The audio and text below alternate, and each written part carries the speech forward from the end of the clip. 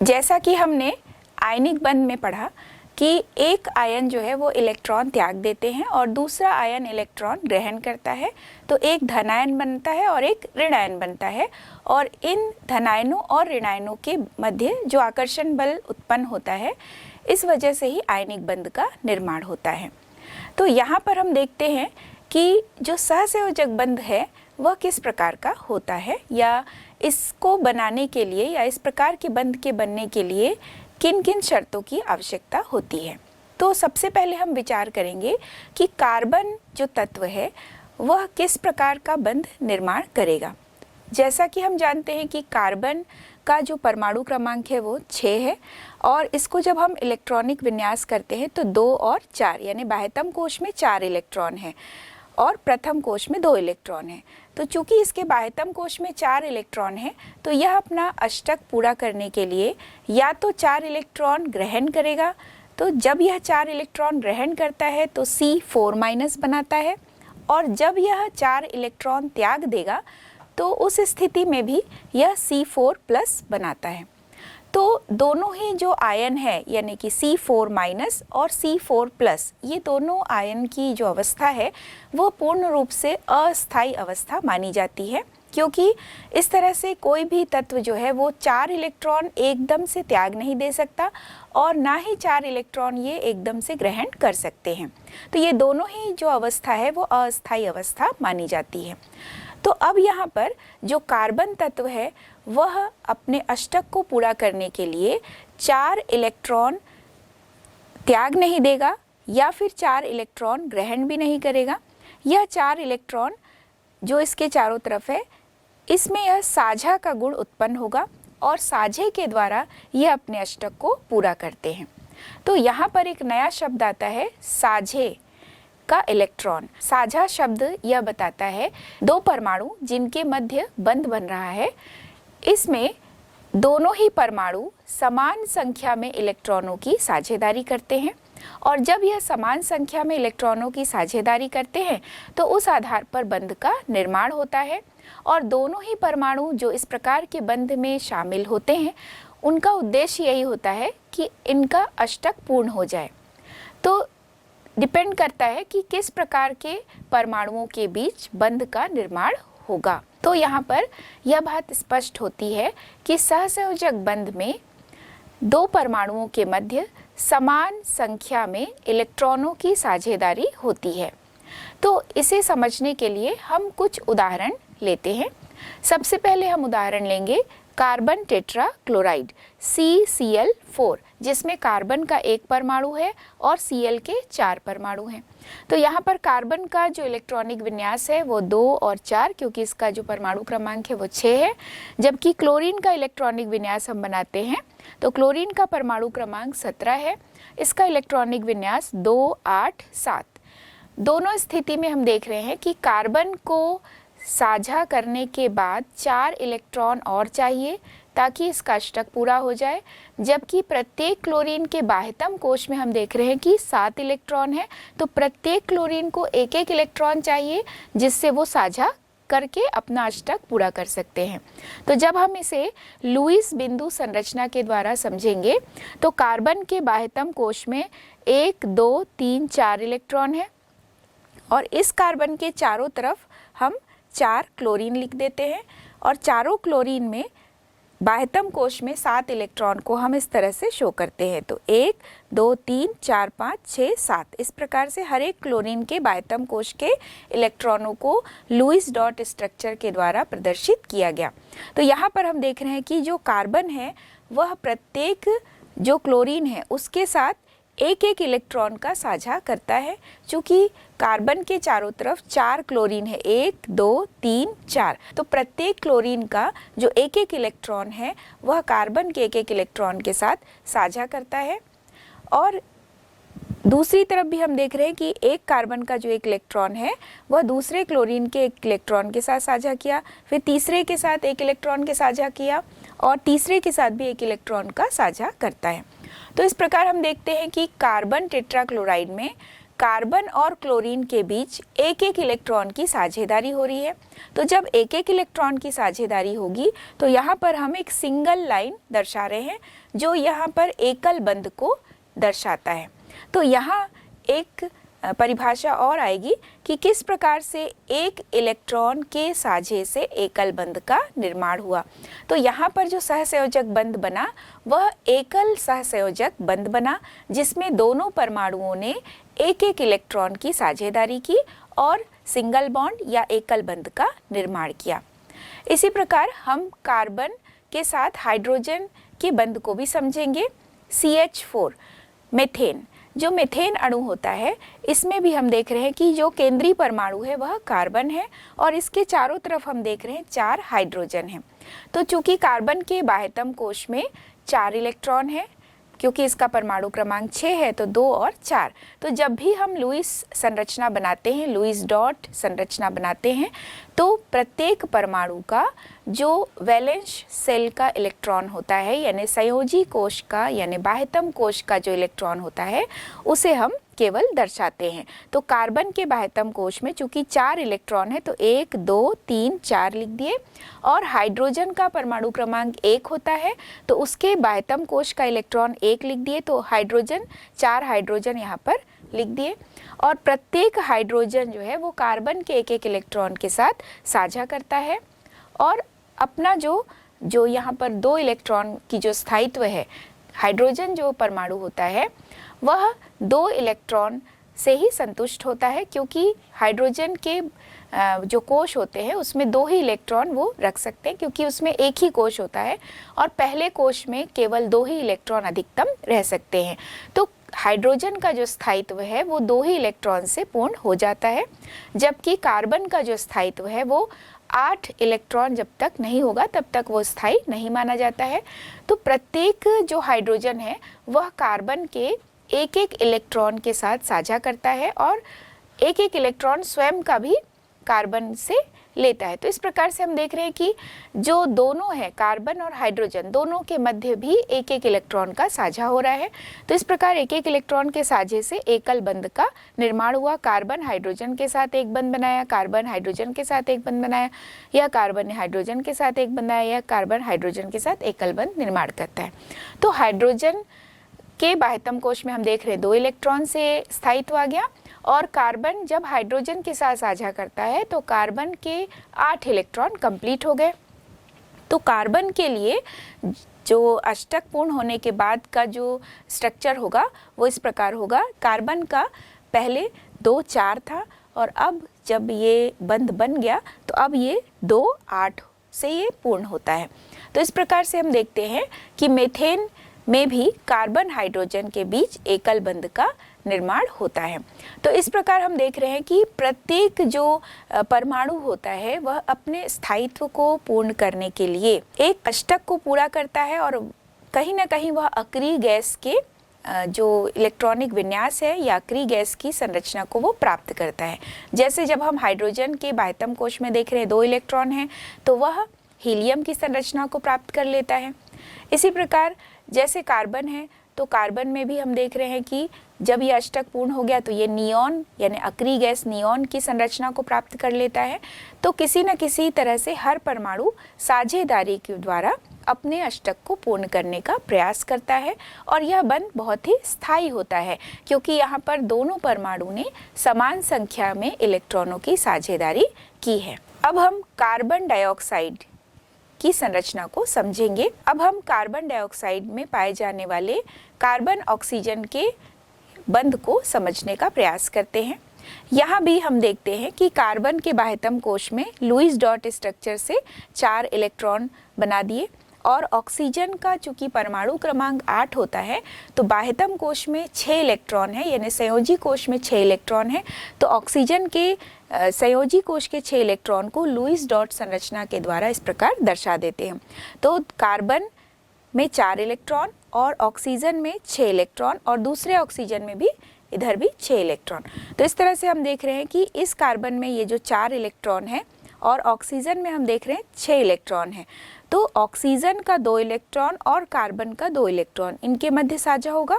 दूसरी तरफ भी बीच के कार्बन का 2 इलेक्ट्रॉन और दूसरे ऑक्सीजन के 2 इलेक्ट्रॉन के मध्य साझेदारी होती है।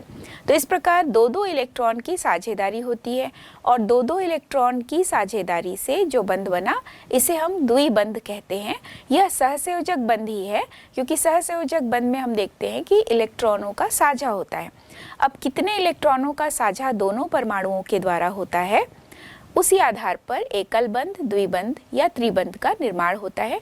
तो यहाँ पर हम देख रहे हैं कि कार्बन और ऑक्सीजन के बीच द्विबंध बना, दूसरे तरफ भी हम देख रहे हैं कि कार्बन और ऑक्सीजन के बीच द्विबंध का निर्माण होता है। तो साझेदारी जो शब्द है इसका यही अर्थ है कि दोनों ही परमाणु समान संख्या में इलेक्ट्रॉनों की साझेदारी करते हैं, दोनों का ही समान अधिकार होता है उन इलेक्ट्रॉनों पर, यानी उसे जब हम गिनते हैं तो दोनों के लिए ही गिना जाता है। जैसे अगर हम कार्बन के 2 इलेक्ट्रॉन को गिनते हैं तो इधर से ये 2 इलेक्ट्रॉन ये ऑक्सीजन के साथ साझा कर रहा है, तो यहाँ पर हम देख रहे हैं कि ऑक्सीजन के पास पहले से 6 इलेक्ट्रॉन है, 2 इलेक्ट्रॉन साझा कर लिया तो 6 और 2 8 हो गए। अब दूसरी तरफ जब हम देख रहे हैं कि एक कार्बन जो है वो 2 इलेक्ट्रॉन दूसरे ऑक्सीजन के साथ साझा कर रहा है, तो वहाँ भी ऑक्सीजन का 6 के साथ 2 मिल गया तो ये 8 हो गया।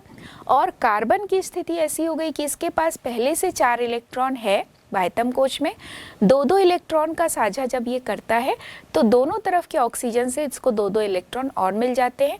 तो इस तरह जो कार्बन है वह भी अक्रिय गैस की संरचना को प्राप्त कर लेता है। तो अब इसमें 2-8 इसकी संरचना हो गई, यानी नियॉन गैस की संरचना हो गई, जबकि ऑक्सीजन में भी हम देख रहे हैं कि 2-8 की संरचना हो गई, यहाँ भी नियॉन गैस की संरचना को यह प्राप्त कर लेता है।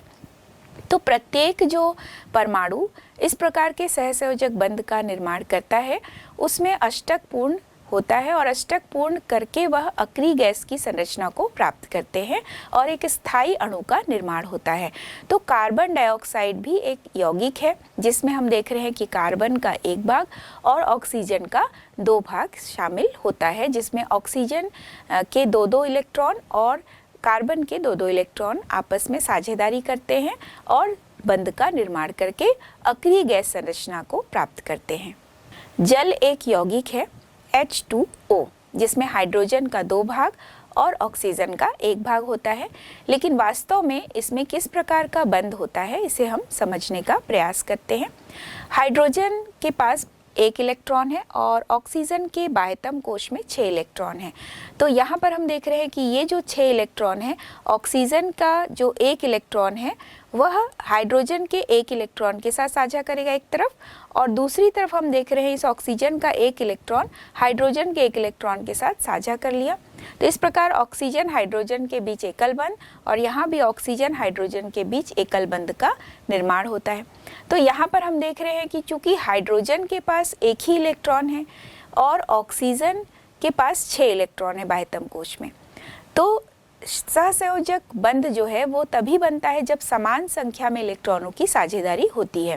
तो यहाँ पर जो ऑक्सीजन है वो 1 ही इलेक्ट्रॉन का साझा करेगा हाइड्रोजन के साथ, क्योंकि हाइड्रोजन हीलियम की संरचना को प्राप्त करने के लिए केवल 1 ही इलेक्ट्रॉन उसको चाहिए। तो दूसरी तरफ भी जो हाइड्रोजन है वो ऑक्सीजन के साथ 1-1 इलेक्ट्रॉन का साझा करता है और हीलियम गैस संरचना को प्राप्त कर लेता है, जबकि ऑक्सीजन दोनों ही हाइड्रोजन से 1-1 इलेक्ट्रॉन का साझा करके अपना अष्टक पूरा करता है और नियॉन गैस की संरचना यानी कि 2-8 यह संरचना वह प्राप्त कर लेता है। तो इस प्रकार हम देखते हैं कि जो जल है वह एक यौगिक है और H2O जब हम लिखते हैं तो H और O के बीच सिंगल बॉन्ड, एकल बंध। उसी तरह से यहाँ भी हम देख रहे हैं कि O और H के बीच भी एक सिंगल बॉन्ड है, एकल बंध का निर्माण हुआ। तो एकल बंध जो है वो 1 इलेक्ट्रॉन के साझेदारी से बनता है। अब हम अमोनिया यौगिक के बारे में समझेंगे कि अमोनिया यानी NH3 किस प्रकार से N और H के बीच के बंध को दर्शाते हैं, इसे हम समझने का प्रयास करते हैं। तो नाइट्रोजन जो है इसके बाह्यतम कोश में हम देख रहे हैं कि 5 इलेक्ट्रॉन है। नाइट्रोजन का परमाणु क्रमांक 7 है, 2 और 5। तो जब लुईस डॉट स्ट्रक्चर बनाएंगे तो हम नाइट्रोजन के चारों तरफ 5 इलेक्ट्रॉन को प्रदर्शित करते हैं। अब जब हम इलेक्ट्रॉन को शो करते हैं तो ध्यान ये रखना चाहिए कि चूंकि NH3 में हाइड्रोजन 3 हाइड्रोजन है और हाइड्रोजन के पास एक एक इलेक्ट्रॉन ही है साझे करने के लिए। तो नाइट्रोजन में जब हम लुईस डॉट स्ट्रक्चर बनाएंगे तो यह प्रयास करेंगे कि नाइट्रोजन में 2 इलेक्ट्रॉन को एक तरफ और सिंगल एक एक इलेक्ट्रॉन को 3 तरफ हम लिख देते हैं, क्योंकि हाइड्रोजन की संख्या 3 है। जिधर हम सिंगल इलेक्ट्रॉन को शो करते हैं नाइट्रोजन के चारों तरफ, वहाँ हाइड्रोजन हाइड्रोजन हाइड्रोजन इस तरह से भी हम लिख देंगे। तो तीनों ही हाइड्रोजन में एक एक इलेक्ट्रॉन है जो नाइट्रोजन के एक एक इलेक्ट्रॉन के साथ साझा कर लेगा। यहाँ भी हम देख रहे हैं यह भी एक एक इलेक्ट्रॉन के साथ साझा हो गया, और यहाँ भी नाइट्रोजन हाइड्रोजन के एक इलेक्ट्रॉन के साथ साझा कर लिया।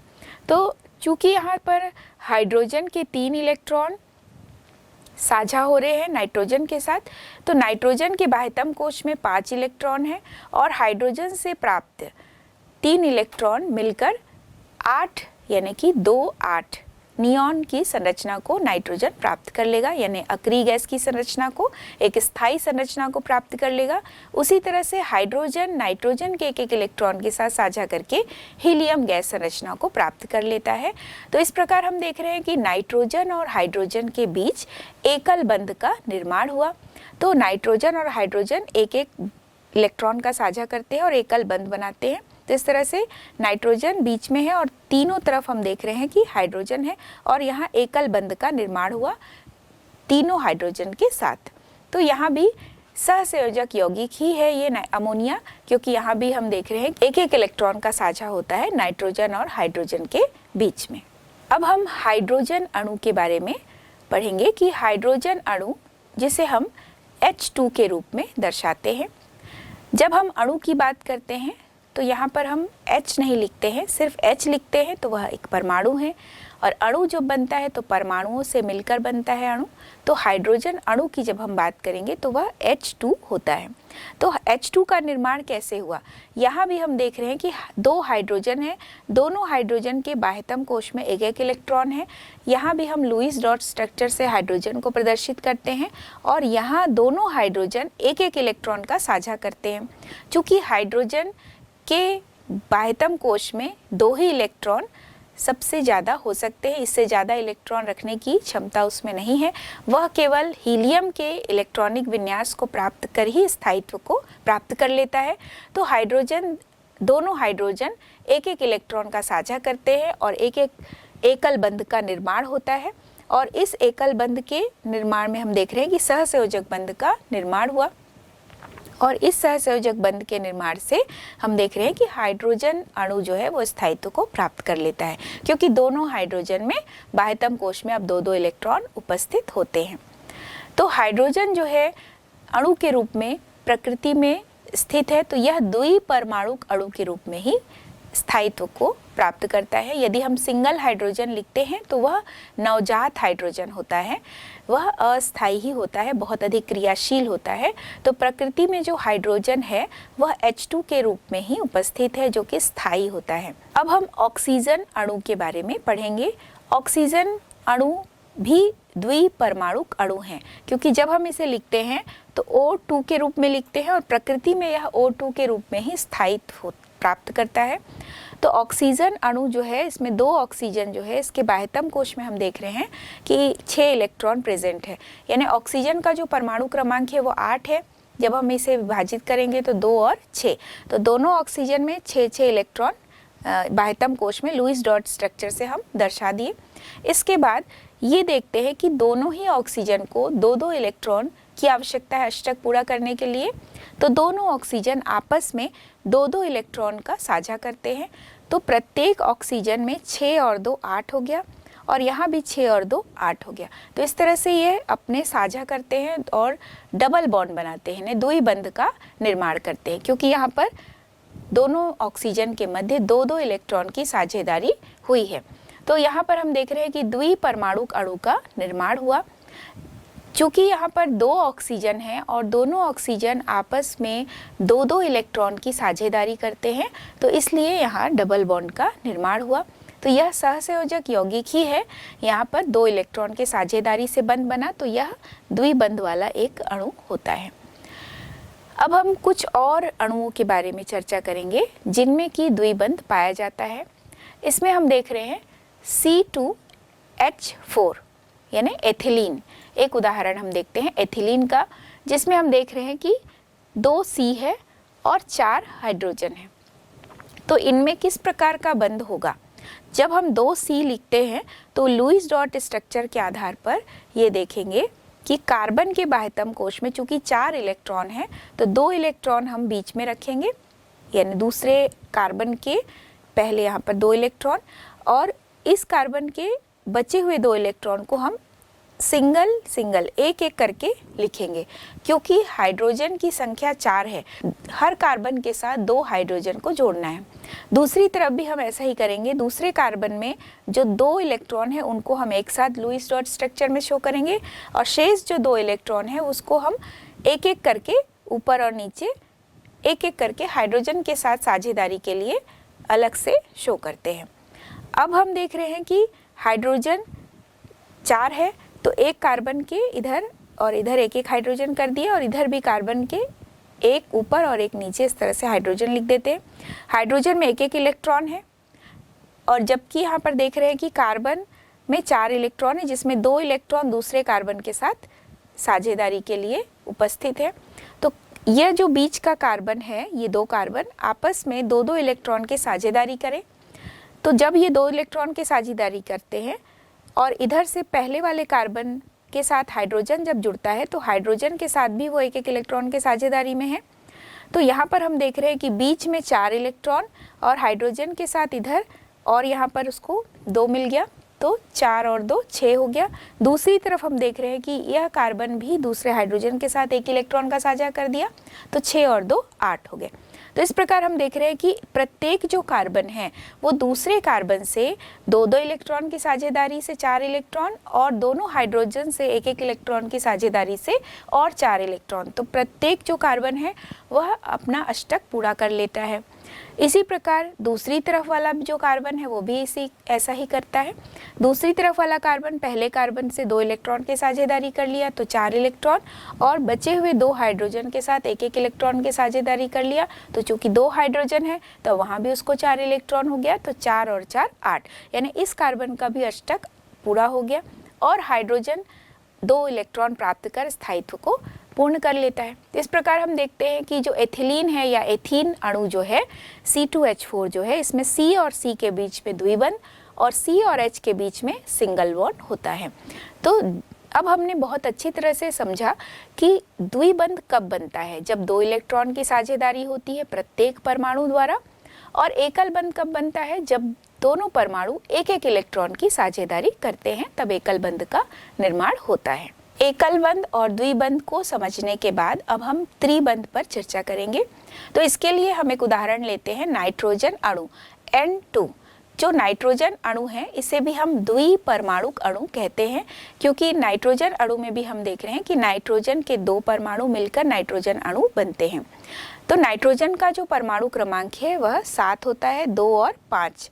तो जो दोनों नाइट्रोजन हैं उनके जब हम लुईस डॉट स्ट्रक्चर को शो करते हैं तो नाइट्रोजन में बाह्यतम कोश में 5 इलेक्ट्रॉन, दूसरे नाइट्रोजन में भी बाह्यतम कोश में 5 इलेक्ट्रॉन। तो दोनों नाइट्रोजन जो है वो 3-3 इलेक्ट्रॉन का साझा करते हैं। तो चूंकि इसके बाह्यतम कोश में 5 इलेक्ट्रॉन है, 3 इलेक्ट्रॉन का साझा करते हैं, तो 5 और 3 8। दूसरे नाइट्रोजन में भी हम देख रहे हैं कि 5 इलेक्ट्रॉन है लुईस डॉट स्ट्रक्चर में। तो जब यह इधर के नाइट्रोजन से यानी पहले नाइट्रोजन से साझा करते हैं 3 इलेक्ट्रॉनों का, तो अष्टक पूर्ण हो जाता है। तो इस तरह से हम देख रहे हैं कि दोनों नाइट्रोजन के मध्य 3-3 इलेक्ट्रॉनों का साझा होता है, और जब प्रत्येक परमाणु 3-3 इलेक्ट्रॉन के साझे से बंध बनाता है तो त्रिबंध का निर्माण होता है। तो नाइट्रोजन नाइट्रोजन के बीच में 3 बंध का निर्माण होता है। तो यहाँ पर हम 3 लाइन से यहाँ पर शो करते हैं, N और N के बीच ये 3 लाइन बने हैं, जो यह शो करता है कि यहाँ 3 इलेक्ट्रॉन का साझा हुआ, और 3 इलेक्ट्रॉन के साझेदारी से 3 सहसंयोजक बंध का निर्माण होता है। यहाँ पर हम एक और अणु के बारे में समझेंगे, C2H2, जिसे हम एसिटिलीन या एथाइन भी कहते हैं। C2H2 थोड़ा मिलता जुलता है C2H4 से, क्योंकि वहाँ भी हम देख रहे हैं कि कार्बन 2 है और C2H2 में भी कार्बन 2 है। तो यहाँ भी लिखने का तरीका वैसा ही होगा, चूँकि हाइड्रोजन की संख्या में कमी हो गई तो यहाँ पर हमें ये देखना है कि चूँकि हाइड्रोजन 2 ही है तो दोनों कार्बन से एक एक हाइड्रोजन को पहले लिख देंगे जोड़ करके, और जो दोनों कार्बन है उसको जब हम लुईस डॉट स्ट्रक्चर से शो करेंगे तो प्रत्येक कार्बन के 3 इलेक्ट्रॉन को एक तरफ और 1 इलेक्ट्रॉन को एक तरफ लिखते हैं, क्योंकि हाइड्रोजन के पास साझेदारी के लिए केवल एक ही इलेक्ट्रॉन होता है। तो 1 इलेक्ट्रॉन को हम एक तरफ लिखते हैं दोनों ही कार्बन में और 3 इलेक्ट्रॉन को एक तरफ लिखते हैं, जिससे दूसरा कार्बन का जो 3 इलेक्ट्रॉन है वह पहले कार्बन के 3 इलेक्ट्रॉन के साथ साझा कर लेगा। तो 3 और 3 6 गिना जाएगा, और इस कार्बन में जो 1 इलेक्ट्रॉन है यह हाइड्रोजन के 1 इलेक्ट्रॉन के साथ साझा कर लेगा। तो अब यहाँ पर 6 और 2 8 गिना जाएगा एक कार्बन के लिए।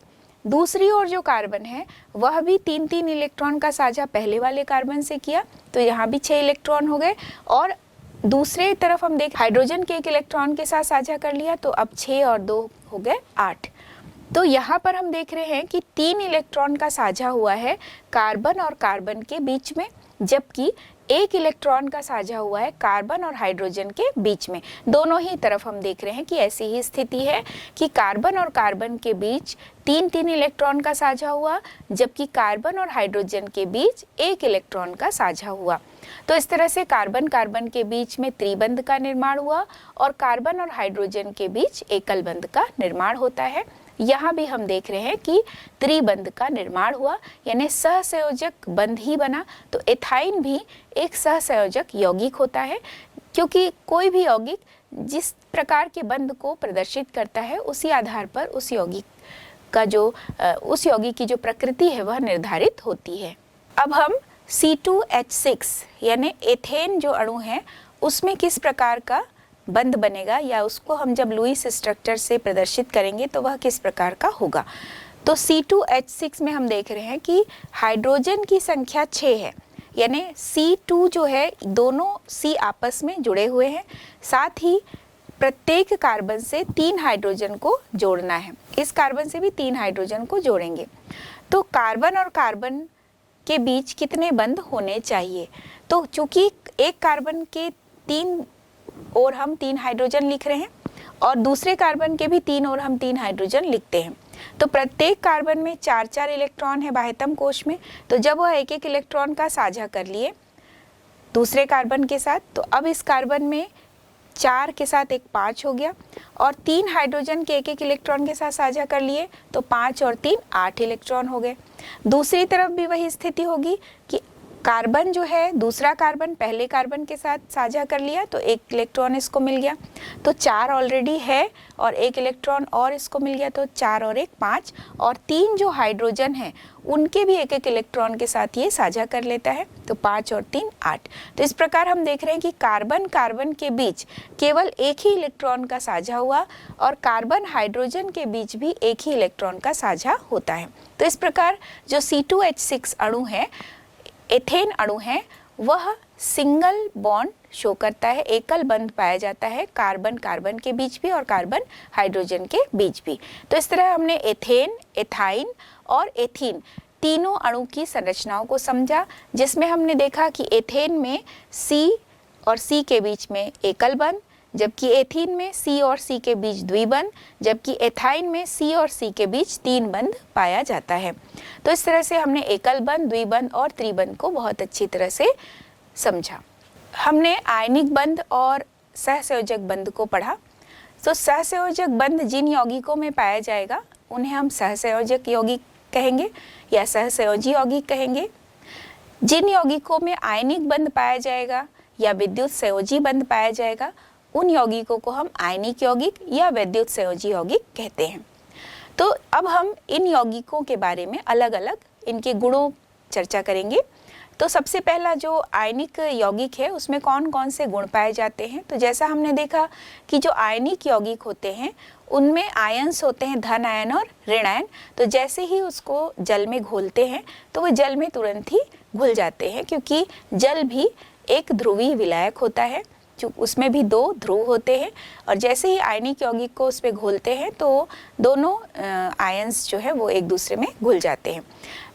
चूँकि आयनिक बंध बहुत अधिक प्रबल होता है, दो विपरीत जो आयन हैं उनके मध्य एक आकर्षण बल होता है, प्रबल आकर्षण बल होता है, तो उनके बीच बनने वाला जो बंध है बहुत उच्च होता है और इसी वजह से जो आयनिक यौगिक है इनके गलनांक और क्वथनांक का मान भी बहुत उच्च होता है और अधिक ऊर्जा देने पर ही यह बंध टूटता है, क्योंकि यह बंध बहुत अधिक मजबूत होता है, बहुत अधिक ऊर्जा की आवश्यकता होती है इस तरह के बंध को तोड़ने के लिए। जो आयनिक यौगिक होते हैं ये जल में घुलने पर या जो पिघली अवस्था होती है इसमें ये आयनित हो जाते हैं और विद्युत के सुचालक होते हैं, यानी इसमें से विद्युत का प्रवाह हो सकता है, विद्युत के ये सुचालक होते हैं। अब हम सहसंयोजी यौगिकों के गुणों के बारे में पढ़ेंगे। सहसंयोजक यौगिक जो है चूँकि साझेदारी से बनने वाला बंध है और यहाँ पर हम देख रहे हैं कि इस प्रकार के जो यौगिक है वो जल में आसानी से नहीं घुलते हैं और इनके गलनांक क्वथनांक जो हैं वो आयनिक यौगिकों की तुलना में कम होते हैं।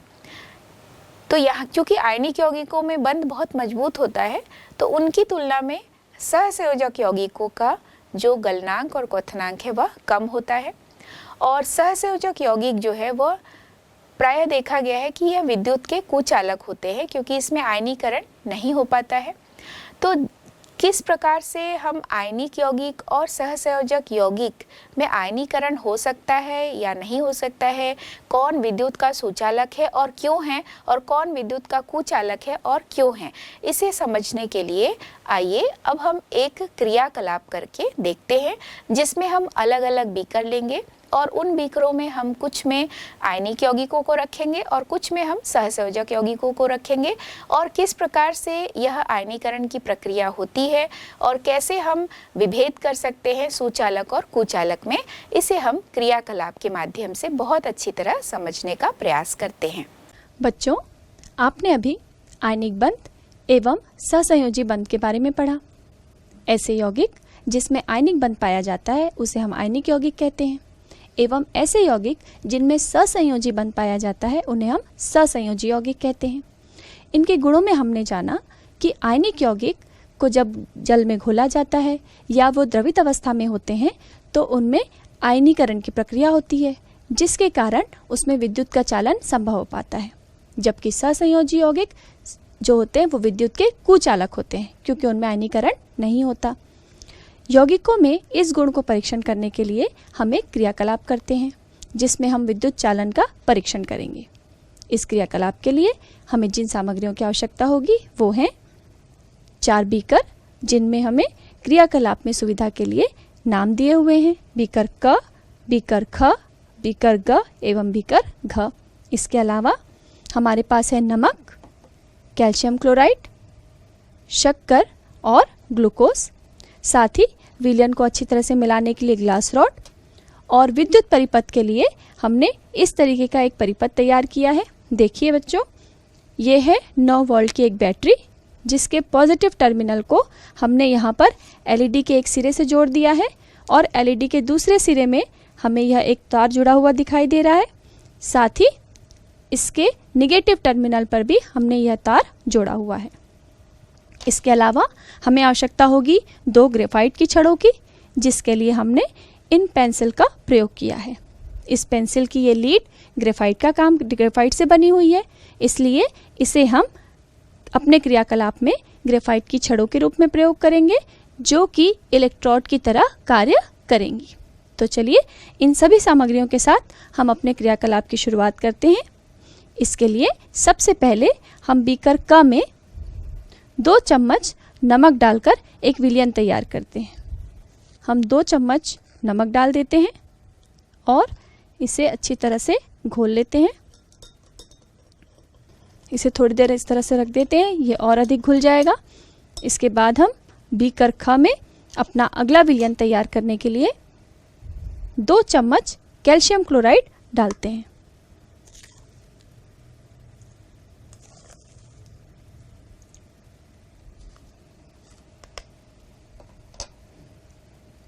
इसे भी अच्छी तरह मिला लीजिए। पुनः बीकर ग की तरफ बढ़ते हैं और बीकर ग में हम 2 चम्मच शक्कर डाल देते हैं। इस प्रकार शक्कर का विलयन प्राप्त करते हैं।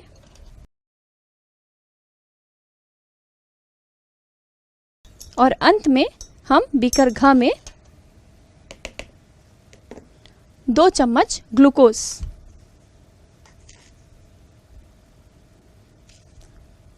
इस तरह डालकर इसका विलयन भी तैयार कर लेते हैं।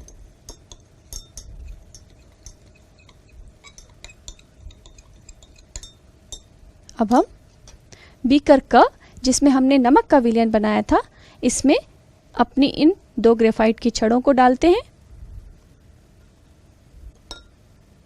इस प्रकार से बच्चे, ग्रेफाइट की छड़ें आपस में टच नहीं होनी चाहिए, लेकिन क्योंकि हमारी जो छड़ें हैं वो लकड़ी से कवर की हुई हैं, इसलिए यदि ये आपस में टच भी होती हैं तो इसमें हमें कोई समस्या नहीं है। आइए इस विद्युत परिपथ का प्रयोग करें और देखें कि क्रियाकलाप में हमें क्या दिखाई दे रहा है। इसे हमने ग्रेफाइट के इस सिरे से इस तरह संयोजित कर लिया है और ये देखिए, ये ग्रेफाइट से हमने इसे टच करा दिया। देखिए बच्चों,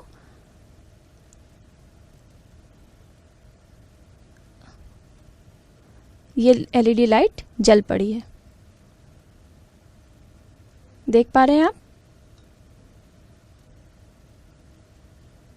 चलिए अब हम इसी क्रियाकलाप को दूसरे विलयन के साथ करते हैं और इन ग्रेफाइट की छड़ों को हम इस विलयन में डाल देते हैं जो कि हमें कैल्शियम क्लोराइड से प्राप्त हुई है।